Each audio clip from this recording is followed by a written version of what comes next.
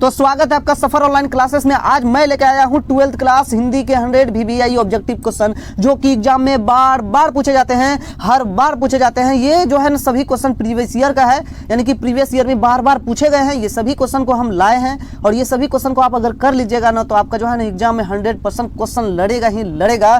तो आइए सबसे पहला क्वेश्चन की ओर चलते हैं। तो सबसे पहला क्वेश्चन है, बाल कृष्ण भट्ट किस युग के रचनाकार हैं? तो बाल कृष्ण भट्ट जी हैं भारतेंदु युग के रचनाकार हैं। तो एक का option number A right answer हो जाएगा। ये क्वेश्चन जो है 2019 में और 21 में पूछा गया है। एक और यहाँ से क्वेश्चन पूछा जाएगा।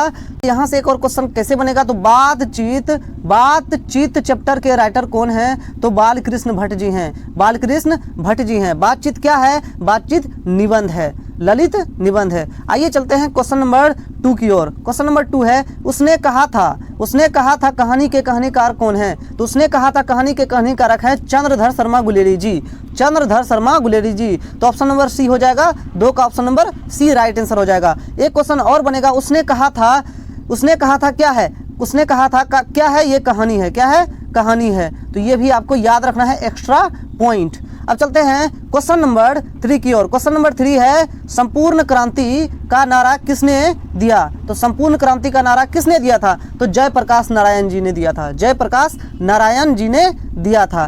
कब दिया था? 1974 में दिया था। कहाँ दिया था? पटना के गांधी मैदान में दिया था। इसे भी आपको याद रखना है। और यहाँ से क्वेश्चन पूछा जाएगा, संपूर्ण क्रांति क्या है? संपूर्ण क्रांति भाषण है। क्या है? भाषण है। संपूर्ण क्रांति क्या है? भाषण है। ये भी आपको याद रखना है। आइए चलते हैं चैप्टर नंबर 4 की तरफ। चैप्टर नंबर 4 है, अर्धनारीश्वर किसकी रचना है? तो अर्धनारीश्वर किसकी रचना है बताइए? अर्धनारीश्वर जो है रामधारी सिंह दिनकर द्वारा रचित रचना है। अब देखो अर्धनारीश्वर क्या है? तो अर्धनारीश्वर जो है ये निबंध है। क्या है? अर्धनारीश्वर निबंध है। किसने लिखा है? रामधारी सिंह दिनकर जी ने लिखा है। ये जो क्वेश्चन है 2019 और 21 में पूछा गया है। आइए चलते हैं क्वेश्चन नंबर 5 की ओर। क्वेश्चन नंबर 5 है, रोज कहानी के नायिका कौन है? तो रोज कहानी के नायिका मालती जी हैं। कौन है? मालती जी हैं। तो 5 का option number A right answer हो जाएगा। अब मालती के पति कौन थे? तो मालती का पति जो है महेश्वर जी हैं। कौन है? महेश्वर जी हैं। और महेश्वर क्या करते थे? तो महेश्वर डॉक्टर थे, यानी कि महेश्वर पेशे से क्या थे? डॉक्टर थे। ये भी आपको याद रखना है। अब देखो रोज चैप्टर के राइटर कौन है? अज्ञे जी, सच्चिदानंद वात्स्यायन अज्ञे जी राइटर हैं रोज चैप्टर के। अब चलते हैं क्वेश्चन नंबर 6 की ओर। क्वेश्चन नंबर 6 है, भगत सिंह ने कैसी मृत्यु को सुंदर कहा है? तो भगत सिंह ने कैसी मृत्यु को सुंदर कहा था? देश सेवा के बदले दी गई फांसी को भगत सिंह ने सुंदर मृत्यु कहा है। अब भगत सिंह ने क्या लिखा है? भगत सिंह ने लिखा है क्या? एक लेख और एक पत्र। एक लेख और एक पत्र। एक लेख और एक पत्र लिखा है। ये भी आपको याद रखना है। एक लेख और एक पत्र क्या है? ये ऐतिहासिक पत्र है। क्या है? ऐतिहासिक पत्र है। अब चलते हैं क्वेश्चन नंबर 7 की ओर। क्वेश्चन नंबर 7 है, ओ सदा निरा किस नदी को निर्मित बनाकर लिखा गया है? तो ओ सदा निरा जो है ना ये गंडक नदी को निर्मित बनाकर लिखा गया है। तो 7 का option number B right answer हो जाएगा। ओ सदा निरा के लेखक कौन है? तो ओ सदा निरा के लेखक कौन है? जगदीश चंद्र माथुर जी। जगदीश चंद्र माथुर जी। ये भी आपको याद रखना है। ओ सदा निरा क्या है? ओ सदा निरा क्या है? एक निबंध है। क्या है? निबंध है। ये भी आपको याद रखना है। एक क्वेश्चन से 3 आंसर होना चाहिए। तो एक क्वेश्चन से 3 सवाल बन रहा है, तो ये सभी आपको याद रखना होगा। अब चलते हैं क्वेश्चन नंबर 8 की ओर। क्वेश्चन नंबर 8 है, सिपाही की मां के रचनाकार कौन है? तो सिपाही की मां के रचनाकार है मोहन राकेश जी। कौन है? मोहन राकेश जी। 8 का हो जाएगा option number A right answer. अब चलते हैं यहाँ से एक और क्वेश्चन पूछा जाएगा, सिपाही की मां क्या है? सिपाही की मां क्या है? तो एकांकी है। क्या है? एकांकी है। ये भी आपको याद रखना है, वेरी वेरी इंपॉर्टेंट है। अब चलते हैं क्वेश्चन नंबर 9 की ओर। क्वेश्चन नंबर 9 है, जूठन क्या है? तो जूठन क्या है? जूठन है आत्मकथा। जूठन आत्मकथा है। 9 का option number C right answer हो जाएगा। जूठन क्या है? जूठन क्या है? आत्मकथा है। ये आपको याद रखना है। जूठन के रचिता कौन है? तो जूठन के रचिता कौन है? ओम प्रकाश वाल्मीकि जी। कौन है? ओम प्रकाश वाल्मीकि जी। ये भी आपको याद रखना है, वेरी वेरी इंपॉर्टेंट है। अब चलते हैं क्वेश्चन नंबर 10 की ओर। क्वेश्चन नंबर 10 है, हंसते हुए मेरा अकेलापन। हंसते हुए मेरा अकेलापन के लेखक कौन है? तो हंसते हुए मेरा अकेलापन के लेखक हैं मलियत जी। कौन है? मलियत जी। तो 10 का option number A right answer हो जाएगा। हंसते हुए मेरा अकेलापन क्या है? तो डायरी है। क्या है? डायरी है। ये भी आपको याद रखना है। अब चलते हैं क्वेश्चन नंबर 11 की ओर। क्वेश्चन नंबर 11 है, नर और नारी एक ही द्रव्य की ढली 2 प्रतिमाएं हैं, किस पाठ की है? तो ये एक ही द्रव्य की ढली दो प्रतिमा है, ये किस पाठ से लिया गया है? तो अर्धनारीश्वर चैप्टर से लिया गया है, अर्धनारीश्वर चैप्टर से लिया गया है। अर्धनारीश्वर पाठ के लेखक कौन है? रामधारी सिंह दिनकर जी। अर्धनारीश्वर क्या है? एक निबंध है, ये भी आपको याद रखना है। अब चलते हैं क्वेश्चन नंबर 12 की ओर। क्वेश्चन नंबर 12 है, भगत सिंह के पिता और चाचा किसके सहयोगी थे? तो भगत सिंह के जो पिता थे और चाचा थे किसके सहयोगी थे? तो लाला लाजपत राय के सहयोगी थे, उसका पिताजी और चाचा जी। 12 का option number C right answer हो जाएगा। अब चलते हैं क्वेश्चन नंबर 13 की ओर। क्वेश्चन नंबर 13 है, धांगर शब्द का अर्थ ओराव भाषा में क्या है? तो धांगर शब्द का अर्थ ओराव भाषा में भाड़े का मजदूर होता है। ऑप्शन नंबर बी 13 का राइट आंसर हो जाएगा। अब चलते हैं क्वेश्चन नंबर 14 की ओर। क्वेश्चन नंबर 14 है, बिस्नी किस एकांकी की पात्रा है? तो बिस्नी किस एकांकी पात्रा है? किस एकांकी की पात्रा है? तो बताइए, बिस्नी का जिक्र किस एकांकी में किया गया है? तो किस में किया गया है? बताइए किसमें किया गया है? तो चलते हैं क्वेश्चन की ओर। ये सिपाही की माँ में किया गया है। सिपाही की माँ किसने लिखा है? मोहन राकेश ने लिखा है। सिपाही की माँ क्या है? एक एकांकी है, ये भी आपको याद रखना है। अब चलते हैं क्वेश्चन नंबर 15 की ओर। क्वेश्चन नंबर 15 है, लेखक ओम प्रकाश वाल्मीकि को अंबेडकर पुरस्कार कब मिला? तो अंबेडकर पुरस्कार कब मिला था? 1993 में मिला था। ऑप्शन नंबर बी 15 का राइट आंसर हो जाएगा। अब चलते हैं क्वेश्चन नंबर 16 की ओर। क्वेश्चन नंबर 16 है, हिंदी प्रदीप मासिक पत्र किसने प्रारंभ किया था? बालकृष्ण भट्ट जी ने किया था। बालकृष्ण भट्ट जी हिंदी प्रदीप नामक मासिक पत्र कब निकाला था? 1877 में निकाला था। कब निकाला था? 1877 ईस्वी में निकाला था, ये भी आपको याद रखना है। अब चलते हैं क्वेश्चन नंबर 17 की ओर। क्वेश्चन नंबर 17 है, लहना सिंह के गाँव का क्या नाम है? तो लहना सिंह का गाँव का नाम क्या था? तो मांझे था। और सूबेदारनी के गाँव का नाम था क्या? मगड़े था। सूबेदारनी के गाँव का नाम मगड़े था और लहना सिंह के गाँव का नाम मांझे था, तो ये भी आपको याद रखना है। तो 17 का option number B right answer हो जाएगा। अब चलते हैं क्वेश्चन नंबर 18 की ओर। क्वेश्चन नंबर 18 है, नामवर सिंह के गुरु कौन है? तो नामवर सिंह के गुरु कौन है? नामवर सिंह के गुरु कौन है? तो हजारी प्रसाद द्विवेदी जी। कौन थे? हजारी प्रसाद द्विवेदी जी। तो 18 का option number A right answer हो जाएगा। अब देखो, नामवर सिंह ने क्या लिखा है? तो प्रगीत और समाज के लेखक कौन है? नामवर सिंह है। कौन है? नामवर सिंह है, ये भी आपको याद रखना है। अब चलते हैं क्वेश्चन नंबर 19 की ओर। क्वेश्चन नंबर 19 है, मालती के पति का नाम क्या है? तो महेश्वर जी है। मो से मालती जी, मो से मालती, मो से महेश्वर। तो मालती के पति का नाम क्या था? तो महेश्वर था। 19 का option number C right answer हो जाएगा। और चलते हैं, महेश्वर क्या था? पेशे से महेश्वर क्या था? डॉक्टर थे। क्या थे? डॉक्टर थे। और ये जो डॉक्टर थे, ये ग्रेंग्रीन बीमारी को ठीक करते थे। ये पहाड़ी इलाकों में काम करते थे, डॉक्टर थे और ग्रेंग्रीन बीमारी को ठीक करते थे। अब चलते हैं, ये 19 का कितना हो गया? 19 का option number C right answer हो जाएगा। मालती के पति का नाम क्या था? महेश्वर था। महेश्वर क्या थे? डॉक्टर थे। अब चलते हैं क्वेश्चन नंबर 20 की ओर। क्वेश्चन नंबर 20 है, तिरिच कहानी के कहानीकार कौन है? तो तिरिच कहानी के कहानीकार कौन है? उदय प्रकाश जी। कौन है? उदय प्रकाश जी हैं। और तिरिच क्या है? तिरिच कहानी है, तो ये भी आपको याद रखना है। अब चलते हैं क्वेश्चन नंबर 21 की ओर। क्वेश्चन नंबर 21 है, शिक्षा शीर्षक निबंध के निबंधकार कौन है? तो शिक्षा चैप्टर के राइटर कौन है? जय कृष्ण मूर्ति जी। जय कृष्ण मूर्ति जी हैं। और शिक्षा क्या है? एक संभाषण है। शिक्षा क्या है? यहाँ से एक क्वेश्चन और पूछा गया, शिक्षा क्या है? संभाषण है, ये भी आपको याद रखना है। शिक्षा क्या है? संभाषण है। अब चलते हैं क्वेश्चन नंबर 22 की ओर। क्वेश्चन नंबर 22 है, लोकनायक किसे कहा जाता है? लोकनायक जयप्रकाश नारायण जी को कहा जाता है। किसको कहा जाता है?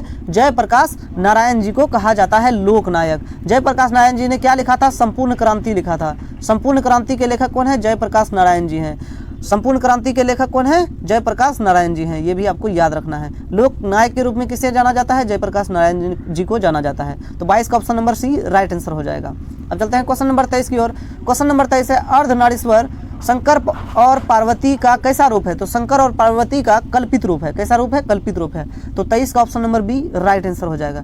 अब चलते हैं क्वेश्चन नंबर 24 की ओर। क्वेश्चन नंबर 24 है, सिपाही की माँ एकांकी में कुंती कौन है? तो कुंती जो थी ना, वो परोसन थी। कौन थी? परोसन थी। एक और क्वेश्चन पूछा जाएगा, सिपाही की माँ के लेखक कौन है? सिपाही की माँ के लेखक कौन है? तो मोहन राकेश जी हैं। सिपाही की माँ क्या है? एक एकांकी है। तो 24 का यहाँ पूछ रहा है क्वेश्चन, क्या? 24 का सिपाही की माँ एकांकी में कुंती कौन थी? परोसन थी। तो 24 का option number C right answer हो जाएगा।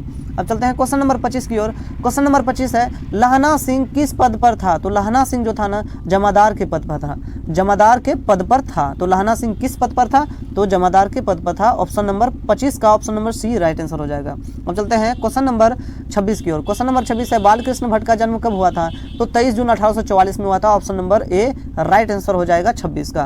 अब चलते हैं क्वेश्चन नंबर 27 की ओर। क्वेश्चन नंबर 27 है, रामधारी सिंह दिनकर का जन्म कहाँ हुआ था? तो रामधारी सिंह दिनकर जी का जन्म सिमरिया बेगूसराय में हुआ था। रामधारी सिंह दिनकर जी को राष्ट्र कवि के रूप में जाने जाते हैं। रामधारी सिंह दिनकर जी क्या लिखा है? तो क्या लिखा है बताइए, अर्धनारीश्वर चैप्टर लिखा है। अर्धनारीश्वर चैप्टर के राइटर रामधारी सिंह दिनकर जी हैं। रामधारी सिंह दिनकर जी को राष्ट्र कवि के रूप में जाना जाता है। राष्ट्र कवि के रूप में कौन जाने जाते हैं, तो रामधारी सिंह दिनकर जी। रामधारी सिंह दिनकर जी का जन्म कहाँ हुआ था, तो सिमरिया बेगूसराय में हुआ था। ये सभी पॉइंट को आप याद रखिएगा, बहुत इंपॉर्टेंट है ये सभी क्वेश्चन। तो 27 का option number A right answer हो जाएगा। अब चलते हैं क्वेश्चन नंबर 28 की ओर। क्वेश्चन नंबर 28 है, अज्ञेय जी की पहली कहानी कब प्रकाशित हुई। तो अज्ञेय जी की जो पहली कहानी थी 1924 में क्या हुआ, प्रकाशित हुआ। तो 1924 में अज्ञेय जी की पहली कहानी क्या हुआ, प्रकाशित हुआ। तो अज्ञेय जी का पूरा नाम क्या है, तो पूरा नाम क्या था, सच्चिदानंद वात्स्यायन अज्ञेय जी। तो ये भी आपको याद रखना है। 28 का option number B right answer हो जाएगा। अब चलते हैं क्वेश्चन नंबर 29 की ओर। क्वेश्चन नंबर 29 है, तिरिच क्या होता है। तिरिच क्या होता है, तिरिच एक विस्खापर है, जहरीला लिजार्ड है। तो 29 का option number C right answer हो जाएगा। अब चलते हैं क्वेश्चन नंबर 30 की ओर। क्वेश्चन नंबर 30 है, लहना सिंह की मृत्यु किसकी गोद में हुई थी, तो वजीरा सिंह की गोद में हुई थी। वजीरा सिंह कौन थी, तो पलटन की विदूषक थी। तो ये भी आपको याद रखना है। अब चलते हैं क्वेश्चन नंबर 31 की ओर। क्वेश्चन नंबर 31 है, दिनकर को किस कृति पर ज्ञानपीठ पुरस्कार मिला था। दिनकर जी को किस कृति पर ज्ञानपीठ पुरस्कार मिला था, तो उर्वशी पर क्या मिला था, ज्ञानपीठ पुरस्कार मिला था। ज्ञानपीठ पुरस्कार मिला था। तो 31 का option number D right answer हो जाएगा। अब चलते हैं क्वेश्चन नंबर 32 की ओर। क्वेश्चन नंबर 32 है, मलयज का मूल नाम क्या था। तो मलयज का मूल नाम भरत जी श्रीवास्तव था। भरत जी श्रीवास्तव था। तो मलयज ने डायरी लिखा था, क्या लिखा था, डायरी लिखा था, हंसते हुए मेरा अकेलापन। मलयज ने हंसते हुए मेरा अकेलापन लिखा था। और हंसते हुए मेरा अकेलापन क्या है, एक डायरी है। तो मलयज का मूल नाम क्या था, भरत जी श्रीवास्तव। तो 32 का option number A right answer हो जाएगा। अब चलते हैं क्वेश्चन नंबर 33 की ओर। क्वेश्चन नंबर 33 है, सिपाही की माँ में मुन्नी की उम्र कितनी है। तो सिपाही की माँ में मुन्नी थी, मुन्नी की उम्र 14 वर्ष थी। कितनी थी, 14 वर्ष थी। तो 33 का option number B right answer हो जाएगा। अब चलते हैं क्वेश्चन नंबर 34 की ओर। क्वेश्चन नंबर 34 है, शिक्षा का क्या कार्य है। तो शिक्षा का क्या कार्य है, पूरी जीवन की प्रक्रिया को समझना, पूरा जीवन समझना। यानी कि 34 का option number C right answer हो जाएगा। और एक क्वेश्चन यहाँ से और पूछा जाएगा, शिक्षा क्या है, शिक्षा संभाषण है। क्या है, संभाषण है। और शिक्षा चैप्टर के राइटर कौन है, तो जय कृष्ण मूर्ति जी, जिसको जिद्दी कृष्ण मूर्ति के नाम से भी जाना जाता है। तो शिक्षा का क्या कार्य है, तो पूरा जीवन की प्रक्रिया को समझना। तो 34 का option number C right answer हो जाएगा। और एक्स्ट्रा पॉइंट भी आप सबको याद करना है, ये याद रखना ही होगा, ठीक। अब चलते हैं क्वेश्चन नंबर 35 की ओर। क्वेश्चन नंबर 35 है, जयप्रकाश नारायण के बचपन का क्या नाम था। तो क्या नाम था, जयप्रकाश नारायण जी का बचपन का नाम क्या था, बाउल था। क्या था, बाउल था। तो 35 का option number C right answer हो जाएगा। अब चलते हैं क्वेश्चन नंबर 36 की ओर। क्वेश्चन नंबर 36 है, बिस्नी होना चाहिए, यहाँ क्या होना चाहिए, बिस्नी होना चाहिए, बिन्नी लिखा गया है तो टाइपिंग में एरर है थोड़ा, यहाँ होना चाहिए बिस्नी। बिस्नी और मुन्नी को किसका प्रतीक्षा है। तो बिस्नी और मुन्नी जी जो थी वो किसका प्रतीक्षा कर रही थी, तो मानक की चिट्ठी का प्रतीक्षा कर रही थी। और मुन्नी जो थी ना, ये हर मंगलवार को अनुमान लगाती थी कि भैया का चिट्ठी जो है ना मंगलवार को ही आएगा। तो ये मुन्नी कहती थी बिस्नी को, यानी कि अपनी माँ को कहती थी मुन्नी, लगता है माँ भैया का जो चिट्ठी आएगा ना वो मंगलवार को ही आएगा। तो ये यहाँ से एक क्वेश्चन पूछा जाएगा कि मुन्नी ने किस दिन का अनुमान लगाता था कि भैया का चिट्ठी आने वाला है, तो मंगलवार को ये अनुमान लगाती थी, ठीक। तो 36 का यहाँ क्वेश्चन क्या है, तो बिस्नी और मुन्नी को किसका प्रतीक्षा है, तो अपना मानक की चिट्ठी का प्रतीक्षा है। तो 36 का option number A right answer हो जाएगा। अब चलते हैं क्वेश्चन नंबर 37 की ओर। क्वेश्चन नंबर 37 है, ओ सदानीरा में किस संस्कृत का वर्णन है। तो ओ सदानीरा में चंपारण का वर्णन किया गया है, चंपारण का। ओ सदानीरा के लेखक कौन है, जगदीश चंद्र माथुर जी। ओ सदानीरा क्या है, एक निबंध है। तो ये भी आपको याद रखना है, एक्स्ट्रा पॉइंट। अब चलते हैं क्वेश्चन नंबर 38 की ओर। क्वेश्चन नंबर 38 है, प्रगीत और समाज किस विधा की रचना है। तो प्रगीत और समाज जो है ना एक आलोचनात्मक निबंध है। क्या है, आलोचनात्मक निबंध है। 38 का option number A right answer हो जाएगा।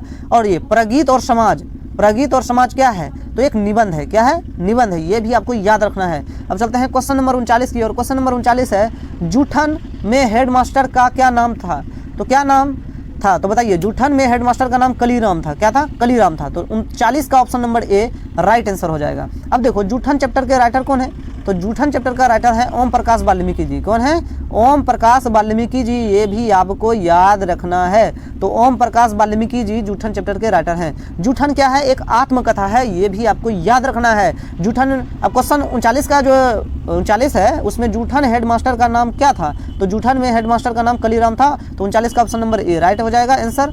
और एक्स्ट्रा पॉइंट जो है उसको भी याद रखना है आपको, ठीक। अब चलते हैं क्वेश्चन नंबर 40 की ओर। क्वेश्चन नंबर 40 है बातचीत निबंध के माध्यम से लेखक क्या बताना चाहते हैं? तो लेखक बातचीत की शैली बताना चाहते हैं। यहाँ से एक और क्वेश्चन पूछा जाएगा। तो बातचीत क्या है? एक ललित निबंध है। बातचीत किसने लिखा है? तो बातचीत पाठ की लेखक कौन है? तो बातचीत जो है बालकृष्ण भट्ट जी ने लिखा है, ठीक। तो बातचीत निबंध का लेखक कौन है? तो बालकृष्ण भट्ट जी हैं। तो ये भी आपको याद रखना है। अब चलते हैं क्वेश्चन नंबर 41 की ओर। क्वेश्चन नंबर 41 है एक लेख और एक पत्र के लेखक कौन है? तो ये भगत सिंह है। कौन है? भगत सिंह है। एक लेख और एक पत्र क्या है? ऐतिहासिक पत्र है। तो ये भी आपको याद रखना है। तो 41 का जो हो जाएगा C, option number C right answer हो जाएगा। एक लेख और एक पत्र के लेखक कौन है? भगत सिंह है। 41 का option number C right answer हो जाएगा। अब चलते हैं क्वेश्चन नंबर 42 की ओर। क्वेश्चन नंबर 42 है जगदीश चंद्र माथुर कौन सा सम्मान मिला? तो कौन सा सम्मान मिला था जगदीश चंद्र माथुर को? तो विद्यावारिधि की सम्मान मिला था। तो विद्यावारिधि की सम्मान किसको मिला था? जगदीश चंद्र माथुर को। जगदीश चंद्र माथुर को विद्यावारिधि की सम्मान दिया गया था। अब चलते हैं क्वेश्चन नंबर 43 की ओर। क्वेश्चन नंबर 43 है नामवर सिंह को साहित्य अकादमी पुरस्कार किस पर मिला था? तो नामवर सिंह को साहित्य अकादमी पुरस्कार किस पर मिला था? तो किस पर मिला था? तो किस पर मिला था इनको? कविता के नए प्रतिमान पर इनको साहित्य अकादमी पुरस्कार मिला था नामवर सिंह को। तो 43 का option number A right answer हो जाएगा। अब चलते हैं क्वेश्चन नंबर 44 की ओर। क्वेश्चन नंबर 44 है गंडक नदी का जल सदियों से कैसा रहा है? तो चंचल रहा है। कैसा रहा है? चंचल रहा है। तो 44 का option number B right answer हो जाएगा। अब चलते हैं क्वेश्चन नंबर 45 की ओर। क्वेश्चन नंबर 45 है अर्धनारीश्वर निबंध कब प्रकाशित हुआ था? तो अर्धनारीश्वर निबंध कब प्रकाशित हुआ था? तो बताइए। तो 1952 में हुआ था। 1952 में हुआ था। तो 45 का option number B right answer हो जाएगा। अब चलते हैं क्वेश्चन नंबर 46 की ओर। क्वेश्चन नंबर 46 है कृष्ण जी यानी कि जय कृष्ण मूर्ति का पूरा नाम क्या है? तो जय कृष्ण मूर्ति का पूरा नाम क्या था? तो जिद्दू कृष्ण मूर्ति जी। क्या था? जिद्दू कृष्ण मूर्ति जी। तो 46 का option number A right answer हो जाएगा। तो 46 का ए राइट आंसर हो जाएगा। अब चलते हैं क्वेश्चन नंबर 47 के। क्वेश्चन नंबर 47 है अज्ञेय किस वाद से संबंधित है? अज्ञेय जी जो है ना ये किस वाद से संबंधित है? तो ये किस बात से है? तो प्रयोगवाद से। किस बात से? प्रयोगवाद से। 47 का option number B right answer हो जाएगा। अब चलते हैं क्वेश्चन नंबर 48 की तरफ। क्वेश्चन नंबर 48 है सिपाही की माँ एकांकी में कुल कितने पात्र हैं? कुल कितने लोग थे? तो बताइए। 8 लोग थे। कितने लोग थे? 8 लोग थे, ठीक। तो 48 का option number B right answer हो जाएगा। अब चलते हैं क्वेश्चन नंबर 49 की ओर। क्वेश्चन नंबर 49 है भगत सिंह ने नौजवान भारत सभा का गठन कब किया? तो भगत सिंह ने नौजवान भारत सभा का गठन कब किया था? तो बताइए। तो कब किया था? 1926 में किया था। कब किया था? 1926 में किया था। Option number C right answer हो जाएगा 39 का। यहाँ से एक और क्वेश्चन पूछा जाएगा भगत सिंह ने क्या लिखा था? एक लेख और एक पत्र। एक लेख और एक पत्र क्या है? तो ऐतिहासिक पत्र है। ये सभी क्वेश्चन को आप याद करके ही रखिएगा। अब चलते हैं क्वेश्चन नंबर 50 की ओर। क्वेश्चन नंबर 50 है अमृतसर में लहना सिंह के कौन थे? तो अमृतसर में लहना सिंह के मामा रहते थे। कौन रहते थे? मामा रहते थे। तो 50 का option number C right answer हो जाएगा। अब चलते हैं क्वेश्चन नंबर 51 की ओर। क्वेश्चन नंबर 51 है करवक के रचयिता कौन है? तो करवक के रचयिता कौन है? मलिक मोहम्मद जैसी जी। मलिक मोहम्मद जैसी जी हैं। इसका शॉर्ट नेम दिया गया है लेकिन मलिक मोहम्मद जैसी जी पूरा नाम है इसका। तो करवक के रचयिता कौन है? तो मलिक मोहम्मद जैसी जी। मलिक मोहम्मद जैसी जी को प्रेम के पीर के कवि कहे जाते हैं। प्रेम के पीर के कवि कहे जाते हैं मलिक मोहम्मद जैसी जी को। तो ये भी आपको याद रखना है। अब चलते हैं क्वेश्चन नंबर 52 की ओर। क्वेश्चन नंबर 52 है 52 है सूरदास किस भक्ति धारा के कवि हैं? तो सूरदास किस भक्ति धारा के कवि हैं? तो कृष्ण सराय यानी कि कृष्ण भक्ति धारा के कवि कौन है? सूरदास जी हैं, ठीक। ये भी आपको याद रखना है। अब चलते हैं क्वेश्चन नंबर 53 की ओर। क्वेश्चन नंबर 53 है तुलसीदास का मूल नाम क्या था? तो तुलसीदास का मूल नाम क्या था? तो राम बोला था। क्या था? राम बोला था। 53 का बी राइट आंसर हो जाएगा। अब चलते हैं क्वेश्चन नंबर 54 की ओर। क्वेश्चन नंबर 54 है छप्पे के लेखक कौन है? तो छप्पे के लेखक कौन है? बताइए। छप्पे के लेखक कौन है? नाभादास जी। कौन है? नाभादास जी। तो option number A right answer हो जाएगा 54 का। अब चलते हैं क्वेश्चन नंबर 55 की ओर। क्वेश्चन नंबर 55 है भूषण को कवि भूषण की उपाधि किसने दी है? तो भूषण को कवि भूषण की उपाधि किसने दी? तो रुद्र शाह एक राजा था, उसने कवि भूषण की उपाधि भूषण को दिया था, ठीक। तो 55 का option number C right answer हो जाएगा। अब चलते हैं क्वेश्चन नंबर 56 की ओर। क्वेश्चन नंबर 56 है तुमुल कोलाहल कलह में किसकी रचना है? तुमुल कोलाहल कलह में किसकी रचना है? तो जयशंकर प्रसाद जी का है, ठीक। तो 56 का option number A right answer हो जाएगा। अब चलते हैं क्वेश्चन नंबर 57 की ओर।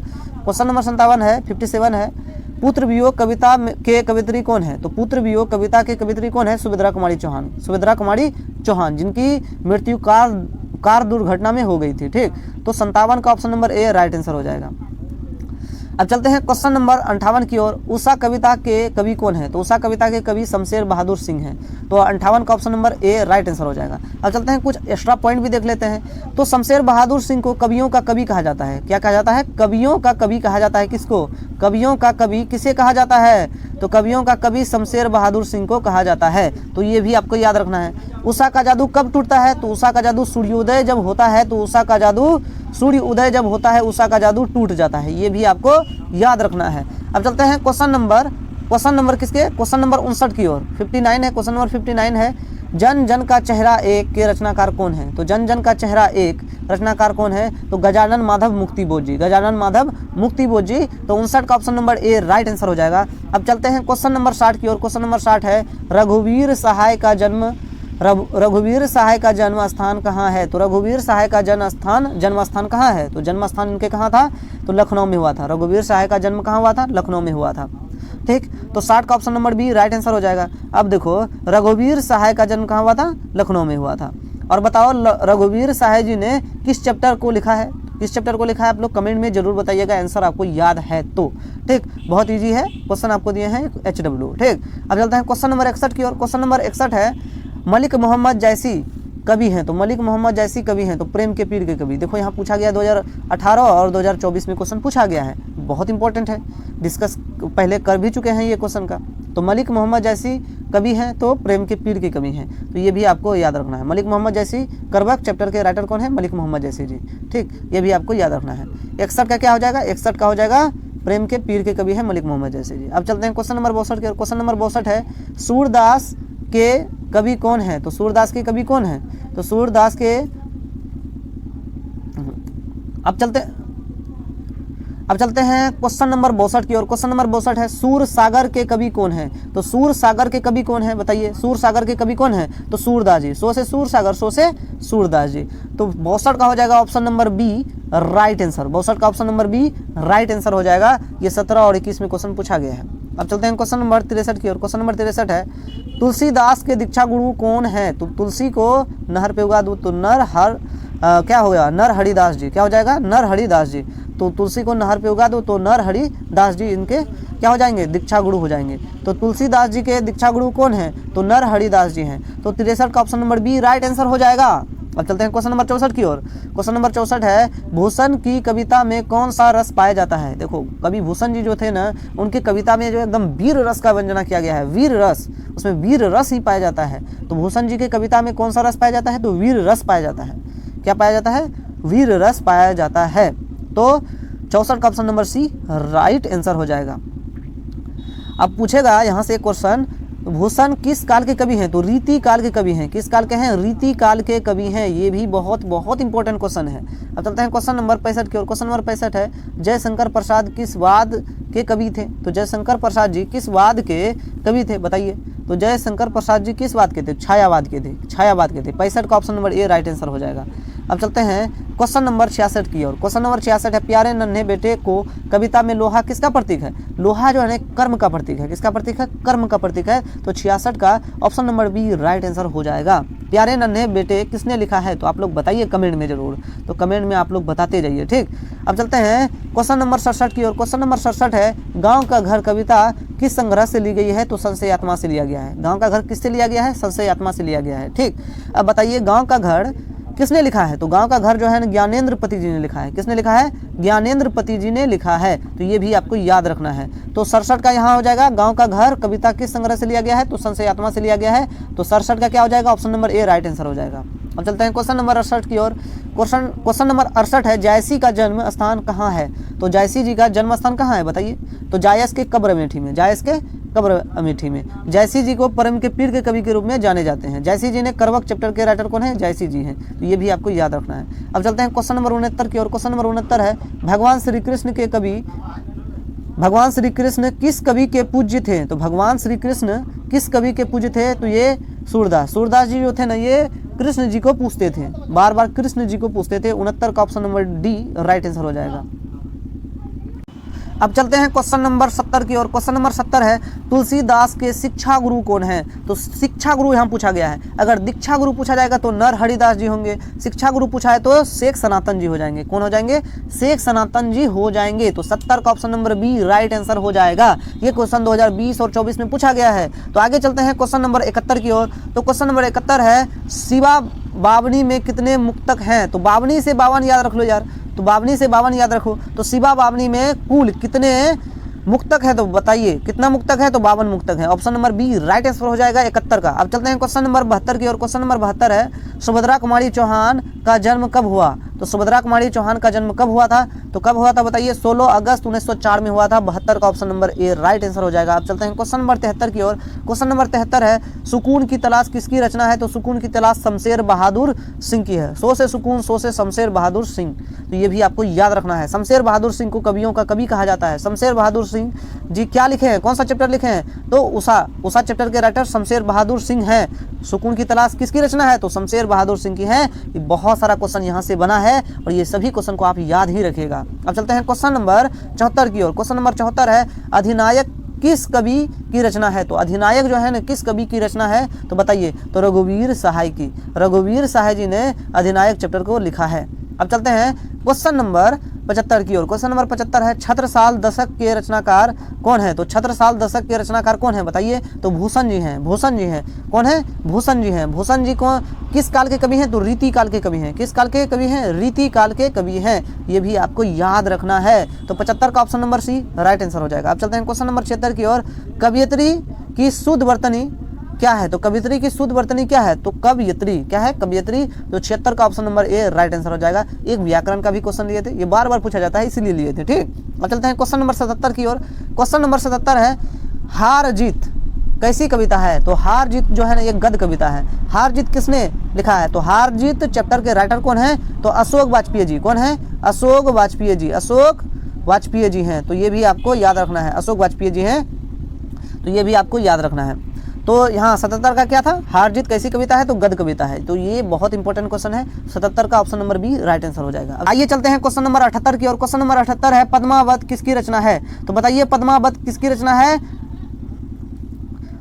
तो आइए चलते हैं क्वेश्चन नंबर 78 की ओर। क्वेश्चन नंबर 78 है पद्मावत किसकी रचना है? तो पद्मावत किसकी रचना है? तो ये मलिक मोहम्मद जैसी जी का है। किसका है? मलिक मोहम्मद जैसी जी का है। 78 का option number A right answer हो जाएगा। लेकिन एक और क्वेश्चन पूछा जाता है, लेकिन इसमें बच्चों को बहुत ज़्यादा कन्फ्यूजन होता है, बहुत कन्फ्यूजन में रहते हैं। तो पद्मावती का कौन रचना है? तो पद्मावती किसने लिखा है? तो पद्मावती का जो पूछेगा पद्मावती, तो वो जो हो जाएगा बालकृष्ण भट्ट जी हो जाएंगे। पद्मावती के रचनाकार कौन है? बालकृष्ण भट्ट जी। लेकिन पद्मावत पूछा गया है। पद्मावत का जो है ना ये मलिक मोहम्मद जैसी जी हो जाएंगे। कौन हो जाएंगे? मलिक मोहम्मद जैसी जी हो जाएंगे। आपको याद रखना है। तो पद्मावत का मलिक मोहम्मद जैसी जी, लेकिन पद्मावती का बालकृष्ण भट्ट जी हो जाएंगे। तो ये डाउट क्लियर हो गया आपका। 78 का option number A right answer हो जाएगा। हम चलते हैं क्वेश्चन नंबर 79 की ओर। क्वेश्चन नंबर 79 है सूरदास की भाषा। अब चलते हैं क्वेश्चन नंबर 79 की ओर। 79 है क्वेश्चन सूरदास की भाषा कौन सी है? तो सूरदास की भाषा जो था ना ब्रज भाषा था। क्या था?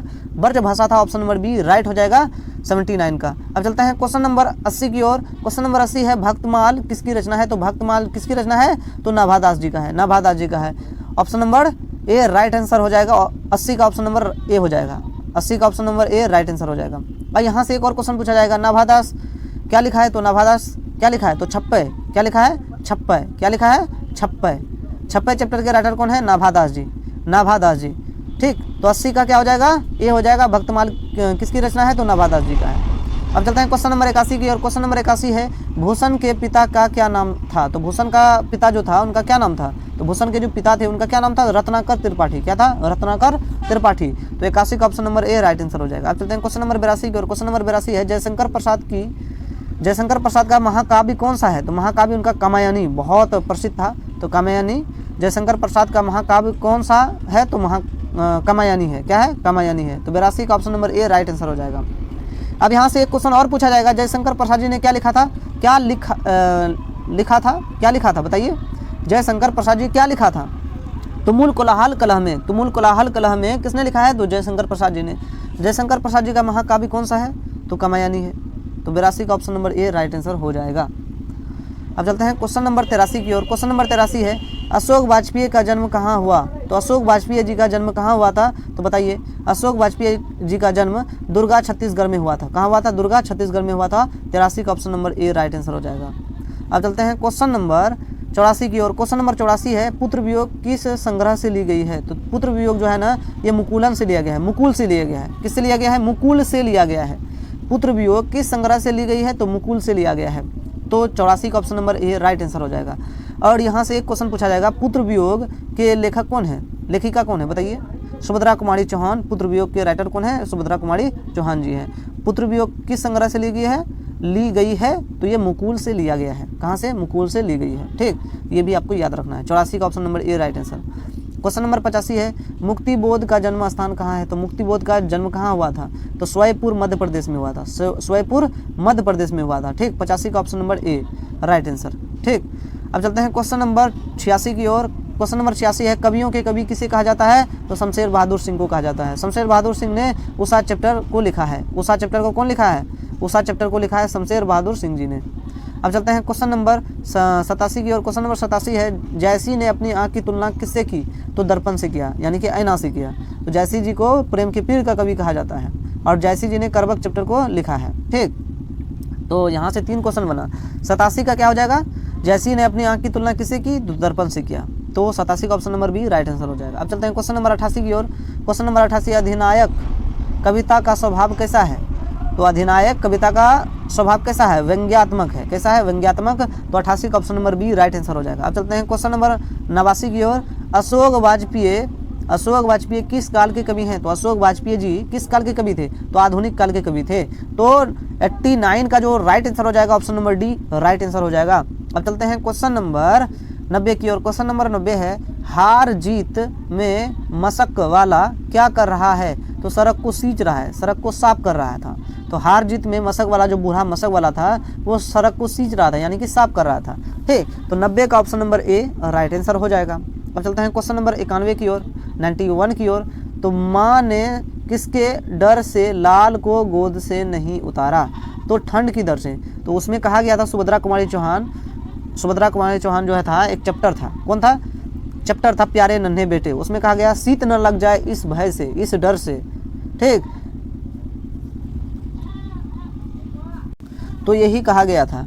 तो माँ ने किसके डर से लाल को गोद से नहीं उतारा? तो ठंड के डर से। तो 91 का option number C right answer हो जाएगा। अब चलते हैं क्वेश्चन नंबर 92 की ओर। क्वेश्चन नंबर 92 है, ज्ञानेंद्र पति सरकारी सेवा में क्या थे? तो ज्ञानेंद्र पति जो थे सरकारी सेवा में क्या थे? तो क्या थे? तो काराध्यक्ष थे। क्या थे? काराध्यक्ष थे। तो option number B right answer हो जाएगा। तो गांव का घर के राइटर कौन है? ज्ञानेंद्र पति जी। ये भी आपको याद रखना है। अब चलते हैं क्वेश्चन नंबर 93 की ओर। क्वेश्चन नंबर 93 है, नाभा दास किसके समकालीन थे? तो नाभा दास जी किसके समकालीन थे? तुलसीदास के समकालीन थे। 93 का option number B right answer हो जाएगा। अब चलते हैं क्वेश्चन नंबर 94 की ओर। क्वेश्चन नंबर 94 है, सबको अपना जीवन समझने में मदद करना किसका लक्ष्य है? तो सबको अपना जीवन समझने में मदद करना किसका लक्ष्य है? तो ये शिक्षा का लक्ष्य है। तो option number A right answer हो जाएगा 94 का। अब चलते हैं क्वेश्चन नंबर 95 की ओर। क्वेश्चन नंबर 95 है, कृष्ण कहाँ बैठकर भोजन कर रहा है? यानी कि कृष्ण कहाँ बैठकर भोजन कर रहे हैं? तो नंद की गोद में बैठ करके भोजन कर रहे हैं। तो 95 का option number A right answer हो जाएगा। अब चलते हैं क्वेश्चन नंबर 96 की ओर। क्वेश्चन नंबर 96 है, नामवर सिंह। तो नामवर सिंह के किस निबंध पर साहित्य अकादमी पुरस्कार मिला था? नामवर सिंह को किस निबंध पर? तो बताइए किस निबंध पर मिला था? तो कविता के नए प्रतिमान पर नामवर सिंह को साहित्य अकादमी पुरस्कार मिला था।